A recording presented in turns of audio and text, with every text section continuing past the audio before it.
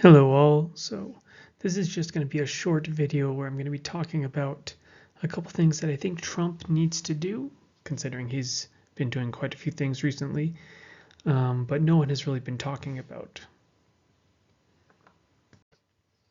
The first thing I think he should do is get rid of the penny. This has been something that's kind of been brought up before. Pennies cost 3 cents to make. Versus just being valued of one cent. And I think they cost something like $100 and something million out of the U.S. Treasury just to produce pennies. And this has been something that people have been talking about for a lot of years. A lot of other countries have gotten rid of their pennies or their smaller coinage, and I don't really see why we still have a penny. But I'll go a step further, and I think that they should also just get rid of the nickel, because it's worth, like, it takes 16 cents to make, so it's also 3 times the amount. So we could also probably save millions of dollars just by getting rid of that.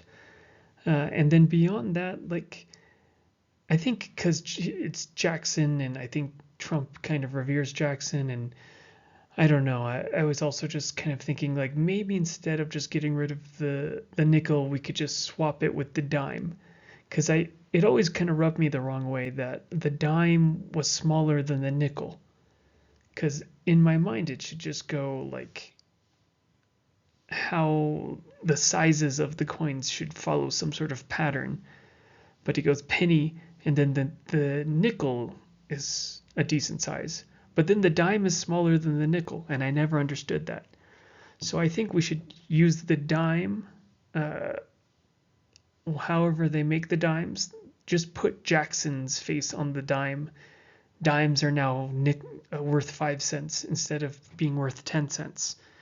And yeah, I think that would save a lot of money. So it would, imagine a dime that would now just be worth 5 cents, and we could just use those. So it would be 5 cents, 25 cents, and then just $1, and we could start making dollar coins as well, which is what a lot of European countries do and what Canada does as well. And yeah, I think that would actually save a lot of money. The next thing that should be done is concerning shipping. There's something called the Jones Act that has kind of just ruined trade and shipping for the US. It's made the shipbuilding and ship manufacturing in the US completely uncompetitive because they don't have to compete with other countries. And so from everything I've heard, they're very, very poorly made, and it's just not up to stuff. And they even have a lot of things that kind of get around it. Like, there's this kind of idea that with the Jones Act, like, China can't send ships into US waters or up US rivers, but apparently that's not true at all. Like, it just has to be from, as long as it's a port of entry, its final destination is, they still have Chinese goods and the final destination is a US port of entry, then they can still travel upriver to that port of entry, something like that. So yeah, I don't actually understand why we don't just get rid of it. Furthermore, like, a lot of our territories, like Puerto Rico and other places, it kind of completely hemorrhages their economies. So if we actually just got rid of it, they would also kind of be able to expand and develop a bit more economically. Another aspect with shipping and with rivers in general are dams and all the locks for the rivers, which are completely out of date. And I think that if we're going to kind of tackle this, we should get rid of the Jones Act and kind of expand the riverways to the extent where they, apparently, I was reading something that some of the riverways, the locks are so small that they have to kind of disassemble, or they have to kind of make sure it's a smaller ship size in order to get through. And this is kind of making waiting times like twice. It makes the ships wait twice as long as they would have. So if we just developed and invested in the rivers and shipping we would be able to make it so that we would, essentially, we would drastically lower the cost of shipping within the U.S. if we got rid of both the Jones Act and we spent some money developing the infrastructure for dams, locks, which are like 50 years out of date anyways. Another thing I think that we should start talking about, Trump has kind of brought this up with Greenland and such, but with the rise of BRICS and with kind of the division in the US, I think that we need to start thinking more about how we can expand the US and expand US unity, while at the same time targeting these other countries in a somewhat Machiavellian way, but whatever, geopolitic, kind of figure out ways to kind of get between, like disassemble their unity with BRICS. So if we're in the kind of idea of making new states, these are just kind of a couple. So there's all the territories that should be states. Puerto Rico is kind of like the obvious one, but also U.S. Virgin Islands, which are like the poverty there is like crazy. So if they became a state, they would have more access to credit, which would allow them to develop. American Samoa. Jefferson's this idea of the Southern Oregon, Northern California kind of becoming its own state. I think there's another movement, I can't remember the name, but it's essentially Eastern Washington merging with Idaho or forming a different state outside of Western Washington. The basic idea is that these have political cultures that are completely different, like Northern California, especially north of San Francisco, north of the vineyards. It's incredibly rural, incredibly conservative, and it doesn't really fit with California political culture. And they kind of get hemorrhaged also with regulations and restrictions that don't make sense for the rural area that they're in. And it's the same thing with Oregon, where Southern Oregon doesn't really fit with the culture of Portland or Northern Oregon, or Western Washington doesn't fit with the culture of Seattle, and Eastern Washington doesn't fit with the culture of Seattle and Western Washington. So yeah, I think it wouldn't be a bad idea. I know there are organizations that actually have already talked about this, but doing something along the lines of kind of supporting those kind of movements that would separate out and create new states that would make more sense geographically and politically. And to throw a bone for the other side, like maybe you could make District of Columbia a state. That's been something they've been clamoring for. So you could also do that. In terms of making Canada a 51st state, I don't know if Ontario would go for it, but if Quebec is also looking to become independent, kind of in the same way as Greenland, that would be something you could also go for. Like they could become independent by joining the US in a way. Alberta also makes more sense politically.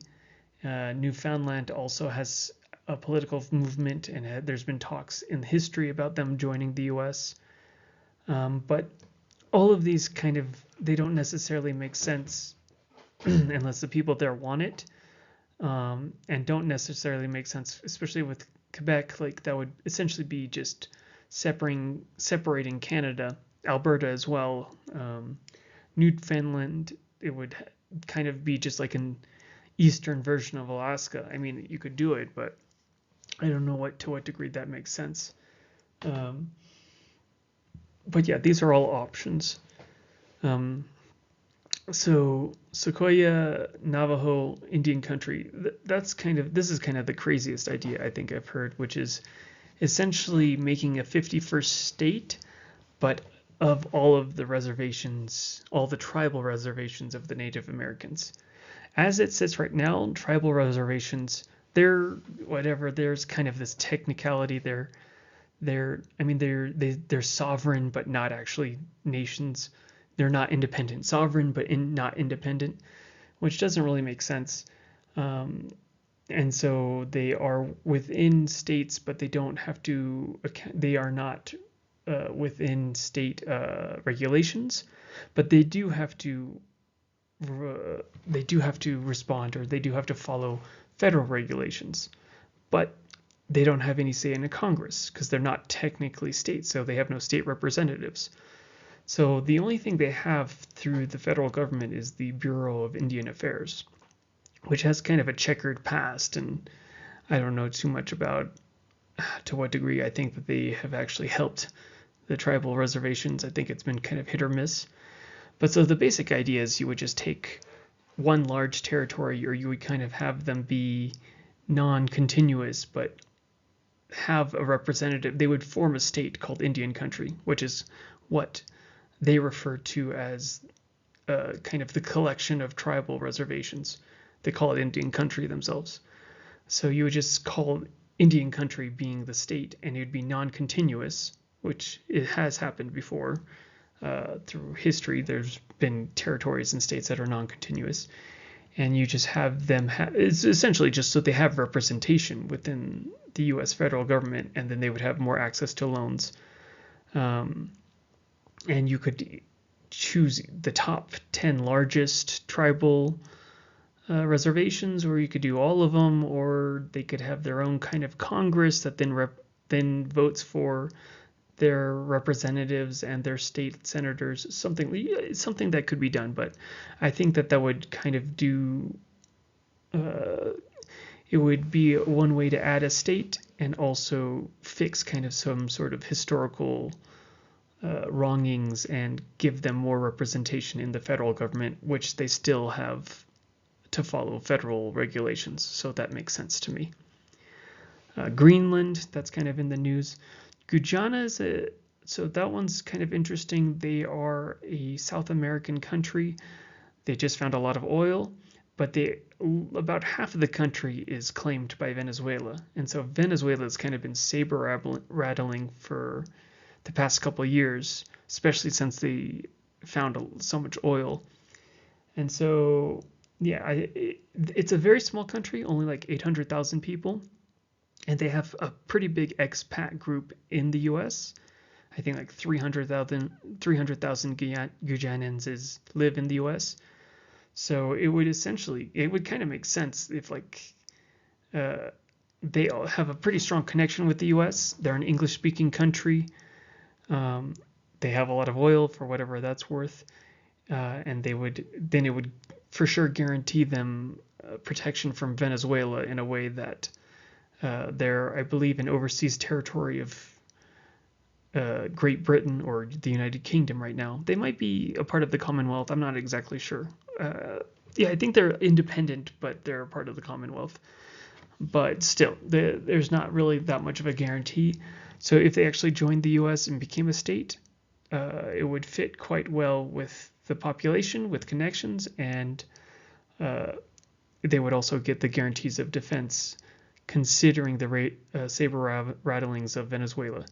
In addition, China has already there's been some problems with China bribing officials, essentially for the oil, also trying to have Chinese government companies that are fronts for the Chinese government that then get access to the new oil fields.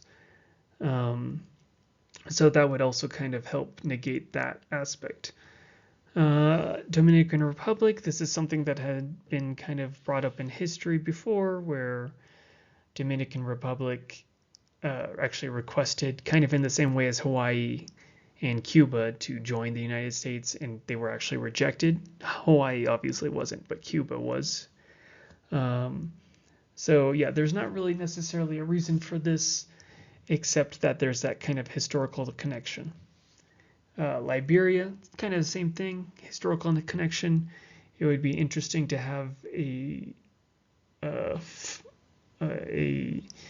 state on the African continent that especially considering it has the connection with African Americans who colonized that area.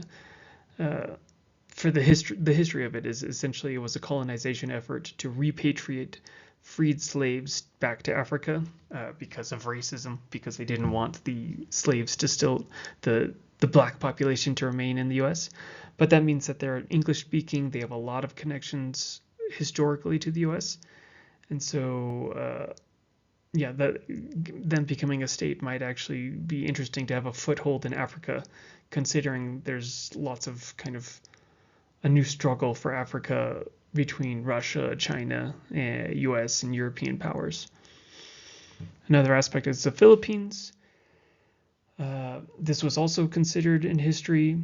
The Philippines, I believe, either was a territory or was just occupied by the US. There's a lot of familial connections.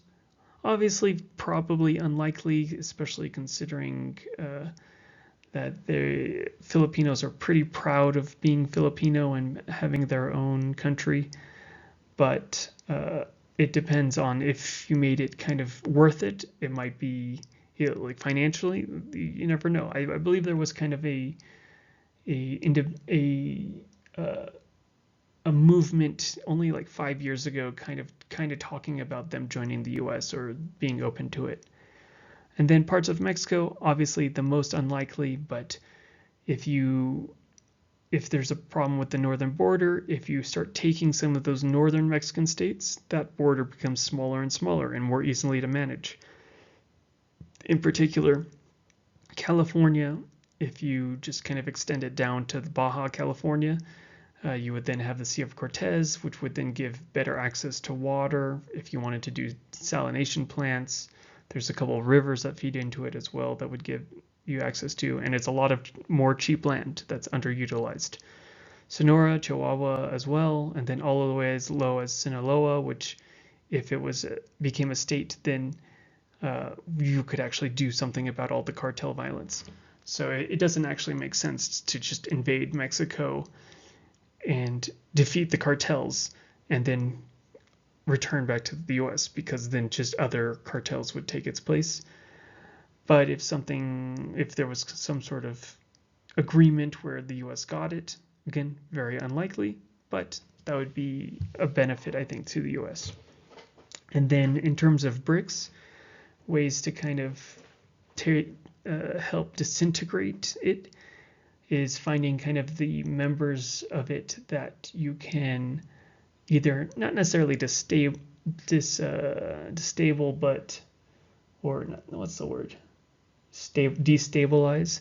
not necessarily destabilize, but you can make them not necessarily in a position to be as great as contributors. BRICS is essentially just a front for Chinese financial imperialism anyways. Russia's kind of on board as well, but not really. But so these are just kind of some ways. So these are certain countries, with the exception of Bolivia, but I'll talk about that for a second. So South Africa, there's actually a very big secessionist movement for there being a Republic of the Western Cape province. The cultures are very different. Western Cape is pretty wealthy and stable compared to the rest of the country. And so, yeah, I think it just would. I think if the U.S. kind of gave some support behind it, that would actually be something it's a pretty good possibility that would be something that would happen, and that would pretty much neutralize South Africa's influence in BRICS either way. India, less likely, but there are a couple territories that have had secessionist movements. India is such a big country that this probably wouldn't do anything, but yeah, these are just some territories, Assam, Mizoram, Nagaland, that are apparently feel fairly neglected by the Indian government, and if maybe supported by the US, they could be separated. Brazil, there's actually a pretty big movement, so O Sul e o Meu, so the South is our land, is a movement that pretty much, you can see at the bottom here, the southern territories of Brazil, which are much more, have much more of an influence from Europe. They were settled more by European immigrants rather than slaves. So they're culturally kind of more similar to Uruguay than Argentina, where northeast Brazil is kind of more similar to maybe Caribbean island countries in terms of culture and history.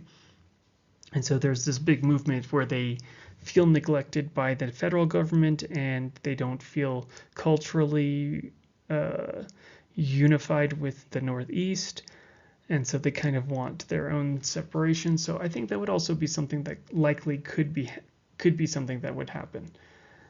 Bolivia is a socialist government, kind of, but it's really separated down the middle into two cultures. Republic of Santa Cruz, there was a secessionist movement not so long ago, both in history, like 50 years ago, and then also just a couple of years ago, there's been talks of it. And that would be a good way to kind of neutralize Bolivia's being a thorn in the side of the U.S. In particular, Santa Cruz has a much larger stake financially in the country. Most of the agriculture is done, especially concerning soy, is done in Santa Cruz and around the city. And the rest of the country is kind of a skeletal fragment of what it used to be. They don't do as much mining anymore, and it's kind of just a narco state where they all just make coca for cocaine. So if you separate them, that would drastically reduce the power. And then Ethiopia, which is also a BRICS, just joined BRICS. They're obviously in the kind of still in the midst of a civil war. It's kind of settled down a little bit, but I think if the U.S. actually supported Tigray for their independence, that would kind of be a blow for Ethiopia.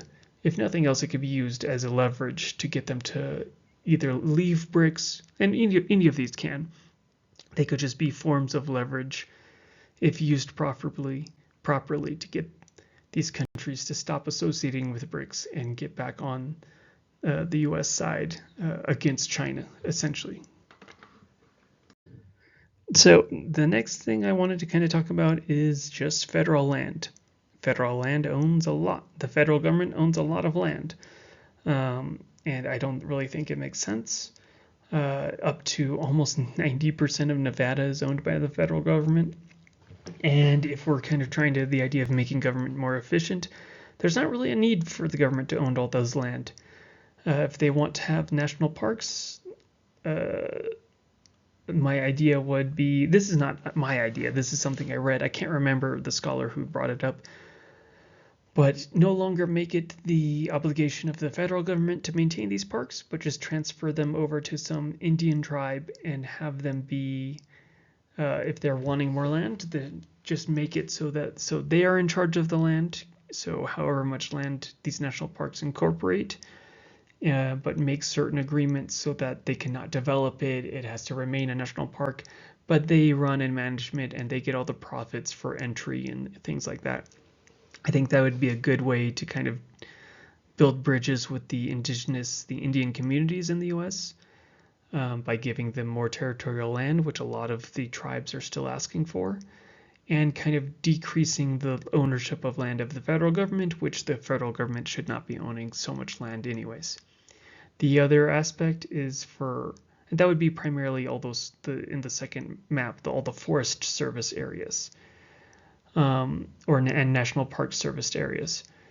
In regards to all just the land management that the government owns, I think they should kind of just have a new Homestead Act where all these people who have these younger millennials, Gen Z, who have no hope for owning land, owning a house, just kind of do a lottery system, let them buy in for $1 and give them every dollar lottery you get, something like that, where just dice up the land into like 10-acre plots, something like that, and just give them to the people. Kind of have, I guess you could have like whatever state guarantees, federal government guarantees to kind of put in rainwater systems, septic tanks to make them a little bit more to give them aid in kind of starting up their own land. But essentially it would be just a homesteading act where you could either do it where the people buy it on a lottery system, or I think if you did it like how the homestead was, where whoever got there first and staked out the land, I don't think people are going to do that. I think it would be too complicated.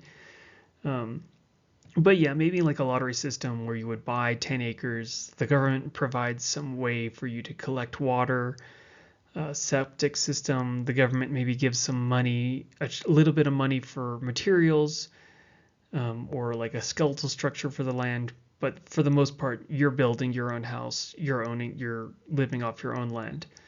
And that would be kind of one way to decrease the amount the federal government owns, populate these areas that are um, somewhat underpopulated, a lot of the West, with the exception of California, which has a surprisingly a big amount of the middle part of California is owned by the federal government. And a lot of that, especially in Northern California, is going to be pretty good land. So yeah, that would be kind of just another way to relieve this pressure that a lot of the younger generation feels, hopelessness that they aren't going to be able to own any property. Yeah, just do kind of a new Homestead Act. And then my final idea, and this is probably the biggest and most complicated one, is actually just to move the federal government, the capital. Um, it made sense for it to be in District of Columbia, in between Maryland and Virginia at the time that it was constructed, both as a compromise, but also because that was kind of in the middle between the South and the North of the country at the time. But now it doesn't really make sense because now we're a continental country. And so it's kind of just an East Coast city, which does not really feel representative of the country. I know I've read some complaints saying, well, it doesn't really matter. Other countries, their capitals are not in the middle of the country as well. So why should ours? Like, they've brought up United Kingdom, like London is not even in the middle of England, let alone the UK, but it's not a big deal. And I would say the difference is scale. The US is massively bigger than England. So how long does it take to go from northern England to London? What, a couple hours? How long does it take to go from Kansas to get to DC? And so if the idea is we're supposed to be a representative republic where people feel that they have power in government and they have a say, it kind of does make sense that it's within range of the majority of the country in some way. So it being on just one side of the country, yeah, that doesn't feel very representative. That doesn't feel very easy to arrive to if you wanted to protest. Like you literally, I'm from California, you have to buy a plane ticket to fly to the federal government if you want to do any protests, any complaints, if you wanted to just see the Capitol. Yeah, to me, it's honestly, that's kind of crazy. I think that it should be built, there should be a new capital that is in the middle of the country that is a little bit more representative. That's one aspect. Another aspect is Trump himself, his personality. He kind of went into government saying he's going to drain the swamp. But how Trump's personality as it is, he's not someone who really is gonna be tearing things down necessarily or draining corruption. Like, he's benefited from corruption. He's not that guy. But he is a builder. And so let's say you build a new capital and you force everyone, all these Eastern elites, all these people who like being near New York, and you move them out to the middle of the country, how many are actually going to be willing to go? So there's a degree to which maybe you don't even have to fire so many federal employees. If you just force them to move to this new capital in the middle of the city, I think a good amount of them would actually just decide to quit and find a different position. Maybe 25%, I would just kind of guesstimate. And so if you could just then not freeze rehirings or freeze hirings, then you could reduce the federal employee count by 25% simply by moving the capital. So that's one aspect. Another aspect is this middle of the country. These flyover states are kind of known for being underdeveloped or for not having as much money in general, being poor parts of the country. But this section in general, so western Nebraska, western Kansas, western Oklahoma, uh, are kind of even more neglected, you could say, than either other parts of like Missouri. Like Kansas City's still kind of a nice place. Um, so this would kind of be something that is a catalyst for development in the region that is, for the U.S., very fairly underdeveloped. It would provide a lot of jobs for the region. Maybe a lot of people would move there to work and then stay. And in general, it could, like, you theoretically you could say, oh well, it would increase prices, maybe, or maybe it would actually this is something where there's not really anything there, and now there's a city there that's thriving, that's modern, that's got a lot of things going on. And so, yeah. The other aspect is if there's a big problem with lobbyists, lobbyists have offices in DC.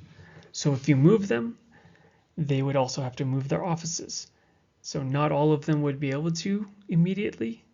And if they did, then you could there'd be kind of a moment of opportunity where you could control them a little bit, where they move, if they're close or not. And it would just be kind of a stage for allowing you to kind of reduce corruption in government simply by the nature of it being such a big move. So yes, development, reducing federal employee count, reducing lobby influence. Another aspect is, now I'm talking more for Trump's power as if he's in charge of the executive.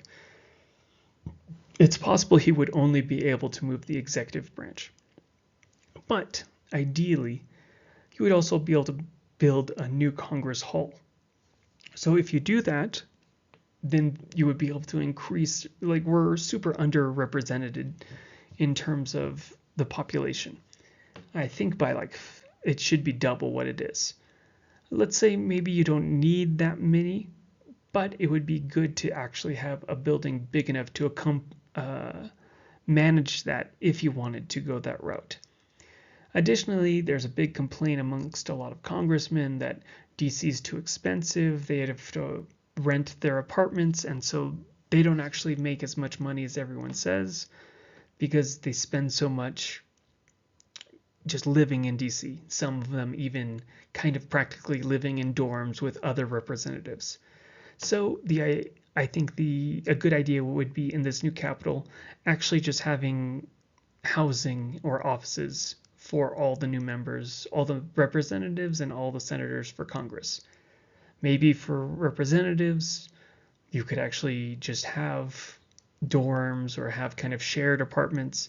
And then for senators, because it's a little more prestigious, they kind of get their own house, their own townhouse, condos, something like that, paid for, supplemented by the federal government, so they don't complain about it. And then they would have no excuse. You could say, okay, well, you don't need as much budget. You can freeze certain things like that, and maybe there'd be less of, I mean, obviously, probably nothing would happen, but there would be less options for excuses for lowering salaries, making it so they can't buy stocks for a lot of reasons.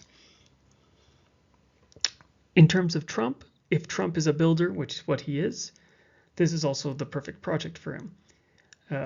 Whether it's because he's vain and he wants to build a kind of a big monument to himself or his name in history, or just because that's what he likes to do, I think this would be a much better direction of his energies than doing anything about trying to reduce corruption in DC, which was kind of an utter failure in his first term. Whereas if he did this, I think it would naturally kind of reduce corruption, and it would fit more towards kind of his own personal experiences of being a builder. And you could even say, okay, we're going to build a modern green city that is solar powered and 100% heat retention or energy retention, something like that. And you could do a lot of things like that. And just because I thought it would be funny, and I think it's kind of apropos, There's a city by the border of Oklahoma and Kansas called Liberal. I think it would be funny if you just put it on top of that, and you could either call it, I mean, obviously you could be ridiculous and call it like Trumpia or something like that, but whatever, New Washington, or just come up with a new name, Hamilton. If he likes McKinley, he could call it McKinley. If he likes Jackson, he could call it Jackson, whatever. But just kind of building it on top of this city called Liberal, I think would be funny. And you could build it, it could be bi-border as well. You could build it half in Kansas, half in Oklahoma, so both state benefits. And I think, yeah, I think it's actually a pretty good, interesting idea, at least. And I think it would be, in the end, a net benefit, even if it cost billions and billions of dollars, which it probably would.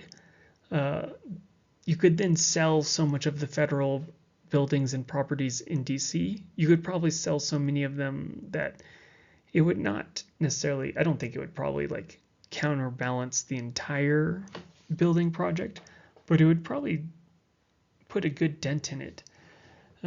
White House could be turned into a museum, or could be turned into offices for some lesser agency, not necessarily lesser agency, but you could turn it into offices and then sell the other buildings, the other office spaces that the federal government owns. Federal government owns a lot of offices in DC as well. It's kind of ridiculous. So yeah, I think this is also would be an interesting idea. And so yeah, well, this video has turned out way longer than I thought it would be. I thought it'd be like 5 minutes, but yeah, I tended to ramble on a little bit. But yeah, these are 5 ideas I think that would be interesting, that would be beneficial to the US, that Trump would be able to do, Trump would be good at, and I think that this is the moment, considering Trump's making lots of changes. This would be the moment these things are done.